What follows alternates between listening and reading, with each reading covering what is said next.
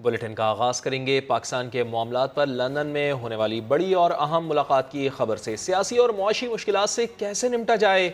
London में वज़ीर आज़म मियां शहबाज शरीफ और उनकी काबीना नवाज शरीफ के साथ सर जोड़कर बैठ गई है। बिगड़ते मुआशी हालात और डॉलर की ऊंची उड़ान रोकने से मुताल्लिक सोच विचार किया गया। नवाज शरीफ ने छोटे भाई को वज़ीर आज़म बनने पर गले लगाया, मुबारकबाद दी, थपकी भी दी।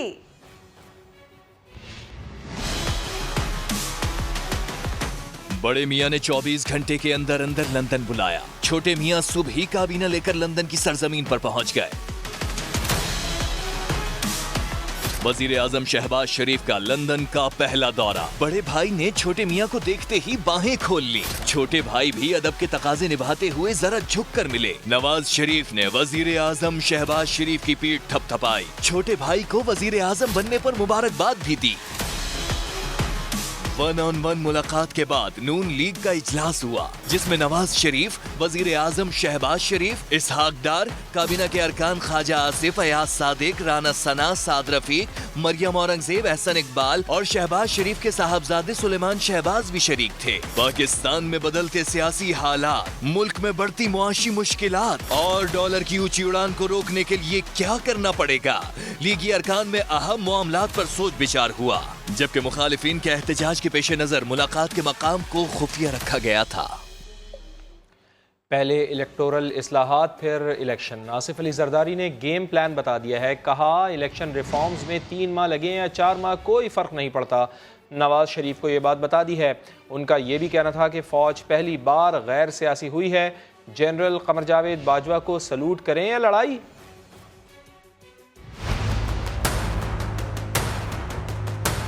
हमने कब कहा कि हम इलेक्शनों से डरते हैं? जो हमारा गेम प्लान है उसमें इलेक्टोरल रिफॉर्म्स हैं। आपने इलेक्टोरल रिफॉर्म्स करने, नैब रिफॉर्म्स करने और मुझे लॉस तो बनाने दो। इस लॉ पे तो सारा झगड़ा है, जिसपे ये सिलेक्टेड या कोई और सिलेक्टेड लाया जा सकता है। लॉस चेंज करने, इम्प्रूवमेंट करनी है और उसके बाद इलेक्शन में जाना है। Whether it takes 3 months, 4 months, there is not an issue। कोई किसी की पोस्टिंग हो ना हो, कोई हो चीफ या ना हो, उससे हमारा कोई सरोकार नहीं है। PMLN का मेरे साथ ये डिसीजन है कि जब तक हम इलेक्टोरल रिफॉर्म्स नहीं कर देते, सारे डिसीजंस हमने लेने हैं सब दोस्तों के साथ मिलके। मैंने रात ही मियां साहब से बात की और उनको समझाया भी और उनसे कंसल्ट भी किया। और उनकी कंसल्टेशन से मैं आपसे बात कर रहा हूँ कि जैसे हमारे रिफॉर्म्स पूरे होते हैं उसके बाद इलेक्शन में जाना है। लोग अब टीवी पे ये गाना गा रहे हैं कि फ्रेश इलेक्शन कराओ, फ्रेश इलेक्शन कराओ कि जो भी आएगा उसको ये प्रॉब्लम सॉल्व करने हैं। तो हमें करने दो, फिर हमें जाने दो इलेक्शन में। We will see. एक नारा है कि इलेक्शन जल्दी कराएं, तो ये क्या कर लेगा इलेक्शन करवा? पहले इसने क्या किया? 4 साल इसने क्या किया? फॉरेन पाकिस्तानी का एक ने वो बनाया हुआ है, वी हैव नो इश्यूज। हम डायलॉग करके फॉरेन पाकिस्तानी के लिए एक स्पेसिफिक अमाउंट ऑफ सीट्स रख देंगे। जैसे आपके पास सीटें हैं फॉर माइनॉरिटी, फॉर सीटें हैं फॉर द वेमेन, तो हम उनके लिए सीटें निकाल लेंगे। पहली दफा अगर फौज ए पॉलिटिकल होती है तो मुझे बाजवा को सलूट करना चाहिए या उसको लड़ना चाहिए? उनने सिर्फ ए पॉलिटिकल हुए कि हम इंटरफेयर नहीं करेंगे, जो कि कॉन्स्टिट्यूशनली उनने लिया हुआ है। ओथ पे रहे हैं, अब ओथ पे रहे तो गलत हैं, ओथ पे न रहें तो भी गलत हैं। तो ये किस्सा नहीं चलेगा। इंशाल्लाह हम कोशिश करते रहेंगे कि वो ए पॉलिटिकल रहें और अगर जो भी इश्यूज हैं सिविलियंस के या कौम के या अवाम के, उसके अवामी नुमाइंदे जो हम किस बात की तनख्वाह ले रहे हैं? मेरी नज़र में पाकिस्तान अगर चला सकता है कोई, तो हम चला सकते हैं। ये नहीं चला सकता। ये कौन सा बंगाल का नवाब है जिसके साथ मीर जाफर और मीर सादिक हो गया? ये कौन सा बंगाल का नवाब है? कल का वो कहते हैं क्रिकेटर, इसका क्या वास्ता कि ये लोगों को तमगे दे रहा है कि मीर जाफर और मीर सादिक? ये सिर्फ झूठ और झूठ का मुनाफा है। ये प्रेस कॉन्फ्रेंस और जाते जाते एक आखिरी जुमला। साबिक सदर आसिफ अली जरदारी का एक और सख्त बयान मौजूए बहस बन गया। PTI रहनुमा अली जैदी ने तनकीद करते हुए कहा, इदारे के खिलाफ नाजेबा जबान इस्तेमाल की जा रही है। ये इदारों को कमजोर करने की साजिश है। बयान पर आसिफ अली जरदारी की वजाहत भी आ गई। उन्होंने कहा, प्रेस कॉन्फ्रेंस के आखिरी अल्फाज हैं, वे साखिता अधा हो गए। फैज अमीन तो बेचारा खुद ही लाइन है। आसिफ जरदारी का सख्त बयान। पीटीआई रहनुमा अली जैदी भी मैदान में आ गए। टीवी के ऊपर बैठ के एक सिटिंग 3 स्टार को, जिसने जंगें लड़ी हैं, उसको कह रहे हो खड्डे लाइन लग गया। ये पाकिस्तान के सियासतदान है कि पाकिस्तान के दुश्मन है, मुझे तो इसकी समझ में नहीं आ रही। इससे पहले भी आसिफ जरदारी का एक बयान मौजूए बहस बना था। हमेशा के लिए हमने रहना है तो हमें मत तंग करो, अगर हमें तंग करने की कोशिश की तो हम आपकी भी इंसेंट बजा देंगे। दूसरी जानिब वजीर इत्तलात सिंध शर्जील मेमन ने ट्वीट किया कि आसिफ जरदारी कहते हैं उनकी प्रेस कॉन्फ्रेंस के आखिरी अल्फाज बेसाख्ता अदा हो गए। फैज अमीन तो बेचारा खुद ही लाइन है। लीगी नायब सदर मरियम नवाज कहती हैं कि साजिश सिर्फ बहाना है, मकसद अपनी कारकर्दगी छुपाना है। स्वाबी जलसे से खिताब में कहा कि पाकिस्तान वेंटिलेटर पर आखिरी सांसें ले रहा है। इमरान खान 4 साल की कारकर्दगी 4 सेकंड में नहीं बता सकता। कुर्सी हटते ही इनका दिमाग बदल गया है, कभी फौज को और कभी अदलिया को गालियां दे रहे हैं। तो ऐसे हुक्मरान पर जो 4 साल हुकूमत करने के बाद 4 सेकंड भी अपनी कारकर्दगी के बारे में नहीं बोल सकता। साजिश तो एक बहाना था, मकसद कारकर्दगी छुपाना था। हम समझ रहे थे कि पाकिस्तान आईसीयू में है, लेकिन 1 महीना हुकूमत में गुजारने के बाद अब ये पता चला कि पाकिस्तान न सिर्फ आईसीयू में है, पाकिस्तान वेंटिलेटर पे अपनी आखिरी सांसें ले रहा है। 1 महीने या 2 महीने का काम नहीं, जितनी गड़बड़ इमरान खान करके चला गया, इसको 2-3 साल में रास्ते पे लाना मुमकिन होगा। कुर्सी हिली है तो दिमाग भी हिल गया है। कभी फौज को गाली देता है, कभी अदलिया को गाली देता है, कहता है कि ये मीर जाफर और मीर सादिक है। तुम्हारी गलाजत का टोकरा फौजे पाकिस्तान क्यों उठाए? ये बात अपनी पार्टी को कहना चाहती हूँ। खान की बुरी कारकर्दगी जो एक कलंक का टीका है, वो अपने मुंह पर लगाने की जरूरत नहीं है। इमरान खान को जाने दो अवाम में, ताकि अवाम इससे सवाल पूछे। इमरान खान उस कातिल की तरह है जो खुलेआम एक कत्ल कर देता है और साइड पर जाके खड़ा हो जाते और कहते हैं ये कत्ल किसने किया है। हम तुम्हें साबित करेंगे कि कत्ल भी तुमने किया है और तुम्हारा आला कत्ल भी बरामद करके अवाम को दिखाएंगे, तुम्हें भागने नहीं देंगे। वज़ीर इत्तलात मरियम औरंगज़ेब कहती हैं, आज अवामी अदालत ने इमरान खान के साजिशी ख़त का तमाशा मुस्तरद कर दिया। अवाम के सैलाब ने झूठे मकार और साजिशियों की थ्योरी दफन कर दी। ट्विटर बयान में मरियम औरंगज़ेब ने कहा, खैबर पख्तूनख्वा के अवाम ने सूबे में मुसल्लत नालायकी, नाअहली और करप्शन के खिलाफ फैसला सुना दिया। तमाशे बंद करो और अपनी कारकर्दगी का हिसाब दो। आसिफ अली जरदारी ने अमरीकी साजिश का इल्ज़ाम मुस्तरद कर दिया। कहा, उन्होंने मुरासला नहीं पढ़ा। जो बाइडन उनका दोस्त है, अगर साजिश होती तो वो फ़ोन करके शाबाशी देता।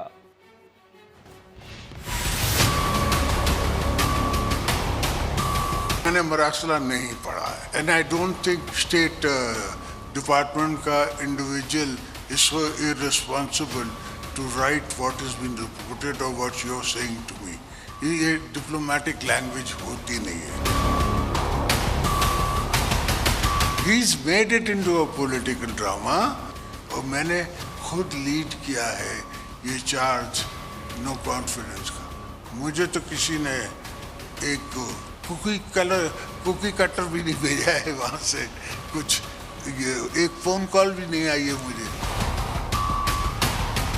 I know Biden is a friend of mine. The least तो ये करता कि मुझे फ़ोन तो करता कि वेरी वेल डन। इस वक्त तो उनके पास रशियन वॉर है, उनकी अपनी इकोनॉमिक डिबैकल है, डॉलर वीक हो गया है। Do they have the time for you? सारे जहान का दर्द उनके जिगर में नहीं है। हमें अपना जिगर ठीक करना है, हमने अपनी पॉलिसीज ठीक करनी है।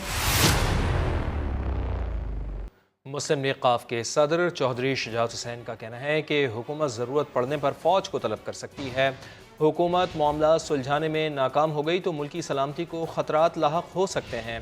क़ाफ लीग के रहनुमाओं से गुफ्तगू में उनका कहना था कि हुकूमत मुल्की सलामती और बका को यकीनी बनाने के लिए तमाम ज़रूरी इक़दाम उठाए। हंगामी सूरत हाल में हुकूमत और अफ़वाज पाकिस्तान के दरमियान ताउन लाजिम है। सूबा 1 वज़ीर आला 2, खबर की तफसील जानिए थोड़ी सी देर में। इलेक्शन कमीशन ने पीटीआई के नाराज एमएनएस को नाअहल करार देने का रेफरेंस मुस्तरद कर दिया। 3 रुकनी बेंच ने मुत्तफ़िका फैसले में कहा इन अरकान पर आर्टिकल 63A का इतलाक नहीं होता। अब्बास शबीर रिपोर्ट कर रहे हैं। इमरान खान के हॉर्स ट्रेडिंग बयानियों को बड़ा झटका लग गया। इलेक्शन कमीशन ने पीटीआई के बागी एमएनएस के खिलाफ नाअहली रेफरेंस मुस्तरद कर दिया। सुबह महफूज किया गया फैसला chief election commissioner Sikandar Sultan Raja ने चंद घंटे बाद सुना दिया। 3 रुकनी बेंच के मुत्तफ़िका फैसले में करार दिया गया नामजद 20 अरकान असम्बली पर आर्टिकल 63A का इतलाक होता ही नहीं। तफसीली फैसला इलेक्शन कमीशन की वेबसाइट पर जारी किया जाएगा। समाअत के दौरान पीटीआई को मजीद रिकॉर्ड पेश करने की इजाजत न मिल सकी, जिस पर पीटीआई ने इलेक्शन कमीशन को ही आड़े हाथों ले लिया। इलेक्शन कमीशन पाकिस्तान ने पाकिस्तान की आवाम के केस को एक नया रुख दे दिया है। वाज़े तौर पर बता दिया है पब्लिक वीडियोस जो सारे टीवी चैनल्स के ऊपर नशर हुई हैं वो आज इलेक्शन कमीशन ऑफ पाकिस्तान के अंदर पेश नहीं हो सकती। ये तो एक मजाक है पाकिस्तान की आवाम के साथ। मेरा केस प्रेजुडिस हो गया है, यानी तासुब का मुजाहरा मेरी तरफ किया गया है। चैलेंज करने जा रहे हैं और वहाँ पे हमें उम्मीद है कि ये जो यकतरफा प्रोसीडिंग चल रही हैं इसके खिलाफ जो है हमें आला अदालत रिलीफ देंगी। नाअहली रेफरेंस मुस्तरद होने पर राजा रियाज, नूर आलम खान, डॉक्टर आमिर लियाकत, अफजल ढांडला, मियां अब्दुल गफ्फार वटू, राना कासिम नून, वजीहा कमर, नुज़रत पठान, जवेरिया जफर आहिर और रमेश कुमार समेत 20 पीटीआई एमएनएस को फिलहाल क्लीन चिट मिल गई है। आर्टिकल 63A की तशरीह के सदारती रेफरेंस पर समाअत जस्टिस एजाजुल एहसन ने पूछा क्या किसी रुकन के ज़मीर के मुताबिक इन्हिराफ करने की कोई दस्तावेज़ है। जस्टिस जमाल मंदोखेल ने कहा क़ाफ लीग और बलूचिस्तान की एक पार्टी है जो आधी इधर आधी उधर हो गई है, उनके सरबराह तो अभी तक खामोश हैं। इस्लामाबाद से देखिए जुल्करनैन इकबाल की रिपोर्ट। आर्टिकल 63A की तशरीह के लिए दायर सदारती रेफरेंस में नए सवालात उठाने का सिलसिला थमने को नहीं आ रहा। काफ लीग और सुप्रीम कोर्ट बार के वकला ने अपने अपने दलाइल मुकम्मल किए तो अदालत ने कई और बातें पूछ ली। चीफ जस्टिस उमर अता बंदयाल ने पूछा 63A क्या नुमाइशी, रस्मी और गैर मौसर आर्टिकल है। इसे तो आइन में शामिल भी तब किया गया जब सुप्रीम कोर्ट ने 1989 में सियासी जमातों के हुकूक की बात की। क्या ये आर्टिकल सियासी जमातों के हुकूक से भी मुंसलिक है। किसी रुकन पर ताहयात पाबंदी लगाना बहुत बड़ी सजा, लेकिन इन्हिराफ भी एक बड़ा नासूर है। 1970 से जो म्यूजिकल चेयर चल रही है इसे खत्म होना चाहिए। क्या आईनी तशरीह के दौरान पार्टी सरबराह को इजाजत दे दें कि वो चाहे तो मुनहरिफ अरकान के खिलाफ कार्रवाई करे, चाहे तो ना करे। चीफ जस्टिस ने नए अटॉर्नी जनरल अख्तर साफ को पीर के रोज अदालती मुआवनत की हिदायत कर दी। जस्टिस मुनीब अख्तर ने रिमार्क्स दिए एक नुक्ता ये भी है कि मुनहरिफ रुकन का वोट शुमार ना किया जाए। अगर किसी के जमीर का मामला है तो वो इस्तीफा दे दे। जस्टिस एजाजुल एहसन ने सवाल उठाया कि क्या किसी रुकन के जमीर के मुताबिक इन्हिराफ की कोई दस्तावेज मौजूद है। कानून के मुताबिक इलेक्शन हो तो ये चीजें ही खत्म हो जाएं। जस्टिस जमाल मंदोखेल ने मुनहरिफ अरकान को नाअहल करने के तरीकाकार पर सवालात उठाते हुए कहा काफ लीग के कुछ लोग हुकूमत में हैं, कुछ अपोजिशन में। बलोचिस्तान की एक पार्टी के लोगों का पता नहीं वो किधर हैं। ऐसी जमातें बढ़ चुकी लेकिन सरबराहान मुकम्मल खामोश हैं। अदालत ने BNP के वकील को तहरीरी गुजारिशात पेश करने की हिदायत करते हुए मजीद समाअत पीर तक मुलतवी कर दी। जुल्करनैन इकबाल, समा, इस्लामाबाद। इस्लामाबाद हाई कोर्ट ने एहसन इकबाल के खिलाफ नारोवाल स्पोर्ट्स सिटी रेफरेंस पर सवालात उठा दिए। चीफ जस्टिस अतहर मिनल्लाह ने नैब प्रोसिक्यूटर और तफ्तीशी अफसर से सख्त सवालात किए। कहा क्या आप अहद चीमा जैसे अफसरान का नुकसान पूरा कर सकते हैं। चीफ जस्टिस ने रिमार्क्स दिए करप्शन के शवाहिद ही नहीं थे तो केस कैसे बना दिया। नैब की मदाखलत से मंसूबा रुका, अब क्या नैब अपने खिलाफ केस बनाएगा।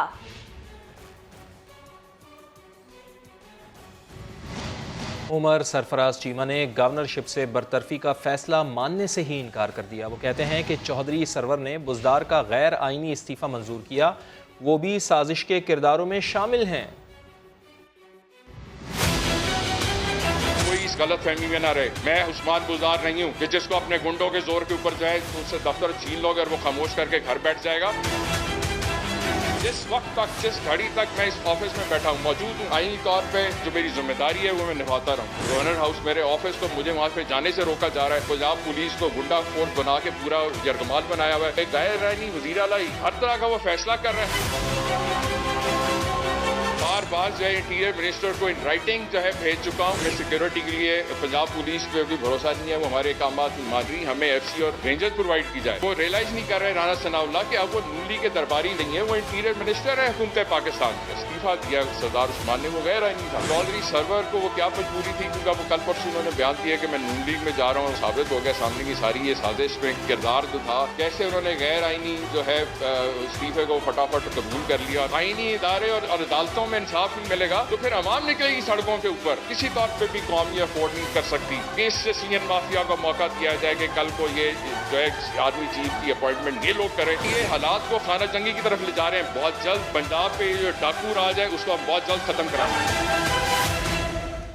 साबिक गवर्नर चौधरी सरवर ने उमर सरफराज चीमा के एतराज़ का जवाब दे दिया है। उनका कहना था कि उस्मान बुज़दार का इस्तीफ़ा आइन के मुताबिक तस्दीक करके मंजूर किया। चौधरी परवेज़ इलाही और मियाँ महमूद रशीद समेत 6 वज़रा भी मौजूद थे। इमरान खान ने बतौर वज़ीर आज़म इस्तीफ़ा मंजूर करने के लिए कॉल भी की थी।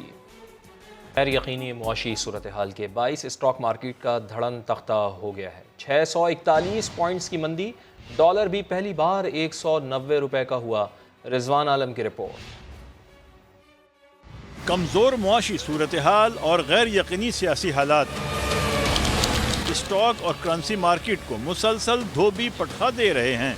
रुपए की तारीखी बेकदरी और नीचे जाती मार्केट को फिलवक्त कहीं से सहारा नहीं मिल रहा है।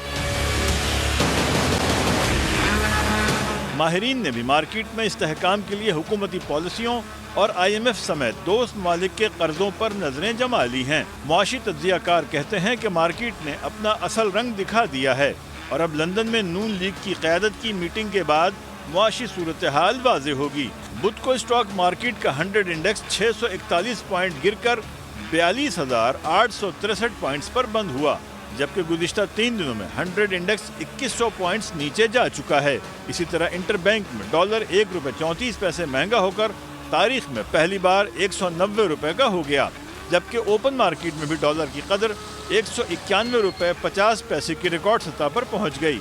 कैमरामैन फरहान यूसुफ के साथ सैयद रिजवान आलम, समा, कराची। जियाले रहनुमा कादिर मंदुखेल की मिफ्ता इस्माइल पर चढ़ाई, बोले अजीब कानून है, जो जीत गया वो आखिरी बेंचों पर है, जो हार गया वो वजीर खजाना है। वजीर तवानाई खुर्रम दस्तगीर को भी उन्होंने न बख्शा। 1 मई से आज के दिन 10 मई है। मुल्क में लोड शेडिंग 0, लोड शेडिंग 0, 0, 0। वजीर तवानाई ने बयान दिया था कि 22,000 मेगावाट बिजली है। 1 मई से कोई लोड शेडिंग नहीं है। खुदा की कसम कह रहा हूं मैं, अल्लाह ताला की 99 नामों के नीचे मेरे हल्के NA 249 जो वजीर आजम का हल्का है, जो वजीर खजाना का हल्का है, 16 घंटे वहां पे लोड शेडिंग हो रही है। Load shedding 0, 0, 0। और वजीर तवानाई से ये मैं कहना चाह रहा हूँ कि जख्मों पे नमक न चढ़ के सुतम ज़रीफ़ी तो ये है स्पीकर साहब कि इस मुल्क का अजीब कानून है, जो शख्स जीत गया वो सबसे आखिर की बेंचों में बैठा है, जो हार गया वो वजीर खजाना है। अल्लाह ताला के करम से लोड शेडिंग 0, 0। सिंध हुकूमत 14 साल बाद कराची के लिए बसें लाने में कामयाब हो गई है। डीजल हाइब्रिड बसों की पहली खेप कराची पहुंच गई है। मजीद बात होगी समा के नुमाइंदे संजय साधवानी से। संजय, ये ट्रैक पर आने में अभी भी टाइम है?